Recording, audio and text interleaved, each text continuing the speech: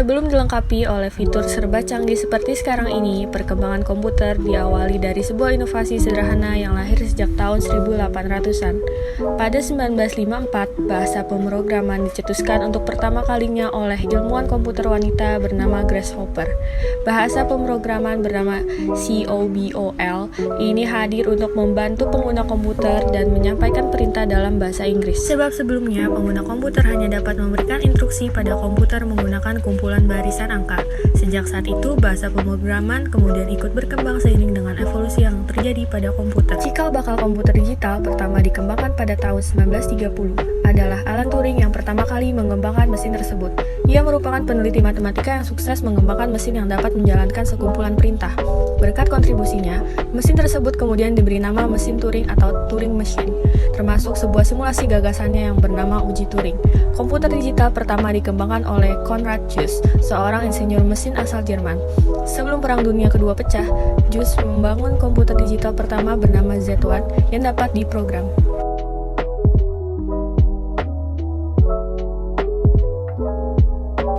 Komputer generasi pertama dari tahun 1940 sampai 1956. Perangkat komputer yang pertama ternyata dikembangkan untuk desain pesawat dan peluru kendali.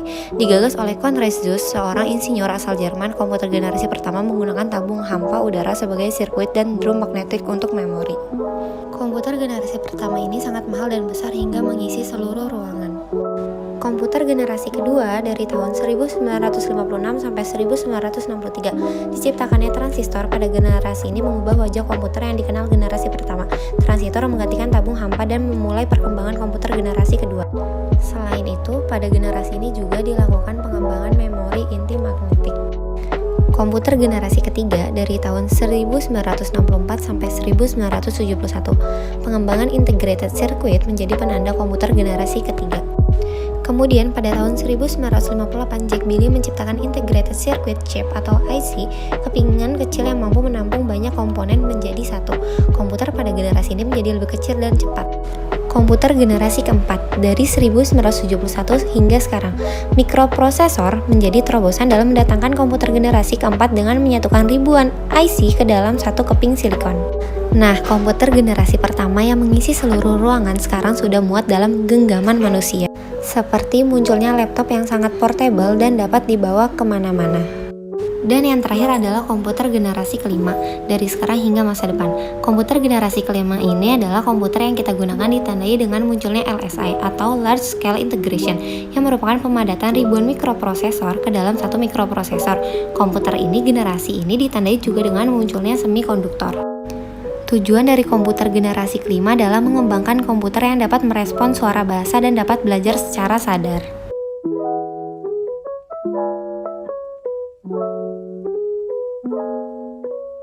Komponen yang terdapat pada komputer generasi pertama yaitu tabung hampa udara atau vacuum tube untuk sirkuitnya. Program hanya dapat dibuat dengan bahasa mesin atau machine language dan menggunakan simpanan luar magnetic tape dan magnetic disk. Lalu komponen yang terdapat pada komputer generasi kedua adalah printer, penyimpanan dalam disket, memori, sistem operasi, dan juga program. Selanjutnya, komponen pada komputer generasi ketiga yaitu IC atau Integrated Circuit.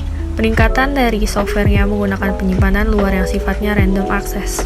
Lalu komponen komputer generasi keempat adalah menggunakan Large Scale Integration atau LSY, dikembangkan komputer mikro yang menggunakan microprosesor dan semikonduktor yang berbentuk chip untuk memori komputer.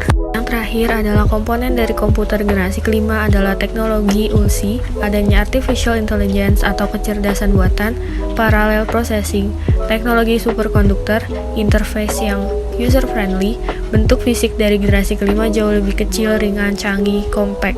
Perkembangan komputer generasi kelima hingga masa kini memungkinkan untuk berkembangnya Natural Language Understanding.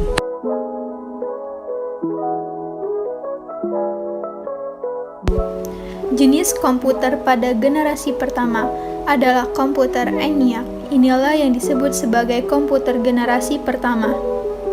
Selanjutnya ada jenis komputer pada generasi kedua meliputi IBM 7000, NCR 304, IBM 650, IBM 1401, Atlas, and Mark III adalah contoh dari generasi kedua komputer. Berikutnya, jenis komputer pada generasi ketiga. Komputer generasi ketiga ini meliputi IBM 30, UNIVAC 9000, UNIVAC 1108, dan GA 600. Jenis komputer pada generasi keempat. Generasi keempat 1971 sampai sekarang. Saat periode inilah istilah personal komputer atau PC mulai digunakan. Dengan teknologi yang lebih maju, generasi keempat menjadi tonggak awal pembangunan internet. IBM 4341, DAC 10, Star 1000, PUP 11, dan Apple II adalah contoh komputer generasi keempat. Terakhir, ada jenis komputer pada generasi kelima. Beberapa contoh dari komputer generasi kelima ini adalah IBM PC 5150, BM 5140 PC, Macintosh 128K, dan MacBook.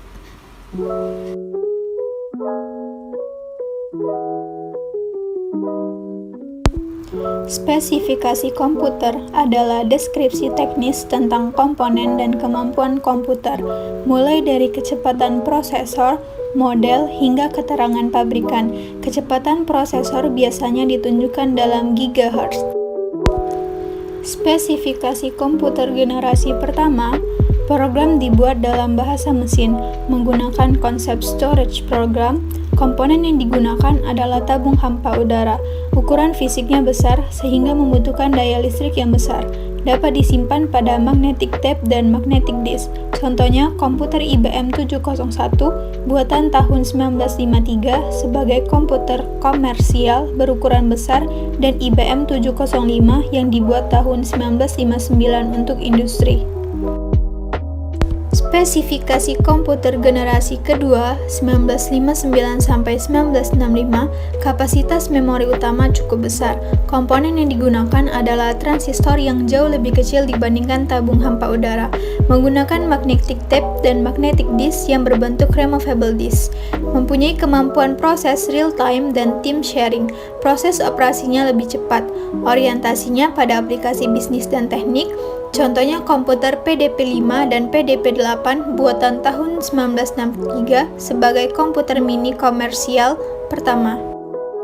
Spesifikasi komputer generasi ketiga 1965 sampai 1970, komponen yang dipakai adalah IV atau Integrated Circuits yang terdiri atas ratusan atau ribuan transistor berbentuk Hybrid Integrated Circuits dan Monolithic Integrated Circuits.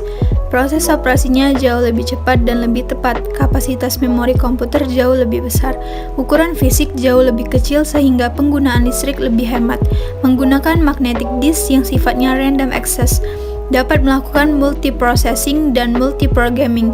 Alat input-output mengalami pengembangan dengan menggunakan visual display terminal dalam melakukan komunikasi data dari satu komputer dengan komputer lainnya. Contohnya komputer IBM S30, Nova, CDC 3000, PDP-11, dan sebagiannya. Spesifikasi komputer generasi keempat dimulai dari tahun 1970, penggunaan LSI atau Large Scale Integration yang disebut juga sebagai Bipolar Large Scale Integration, menggunakan mikroprosesor dan semikonduktor yang berbentuk chip untuk memori komputer. Contohnya komputer IBM 370 menggunakan Intel 4004 mikroprosesor yang dikembangkan pertama kali pada tahun 1971 oleh perusahaan Intel Corporation dengan menggunakan chip mikroprosesor. Personal komputer atau PC mulai berkembang sejak tahun 1977, contohnya komputer Apple II dan komputer desktop oleh Xerox Corporation. Pada tahun 1981, komputer mulai banyak menggunakan sistem Windows dan MOS. Spesifikasi komputer generasi kelima, komponen yang dipakai adalah VLSI atau Very Large Scale Integration. Kemampuan komputer dikembangkan untuk memecahkan masalah sendiri dengan bantuan AL atau Artificial Intelligence. AL dapat diterapkan untuk mengoperasikan robot. Mulai dikembangkan komputer yang dapat menggantikan chip. Jepang adalah negara yang mempelopori komputer generasi kelima.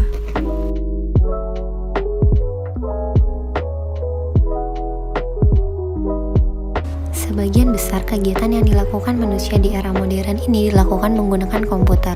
Terlebih di saat pandemi seperti ini, di mana seluruh aktivitas bertransformasi menjadi serba online, perangkat komputer yang awalnya ditujukan hanya sebagai sarana penunjang pekerjaan, kini sudah menjadi suatu kebutuhan yang wajib dimiliki oleh masyarakat. Pastinya sebelum dilengkapi oleh fitur serba canggih seperti sekarang ini, perkembangan komputer diawali dari sebuah inovasi sederhana yang lahir sejak tahun 1800-an. Memasuki abad ke-21, laju perkembangan perangkat komputer semakin pesat seiring dengan perkembangan teknologi. Penggunaan disket dan CD-ROM mulai tersisihkan oleh media penyimpanan portable yang lebih canggih yakni USB drive. Sekian dari kami, kurang lebihnya mohon maaf. Terima kasih.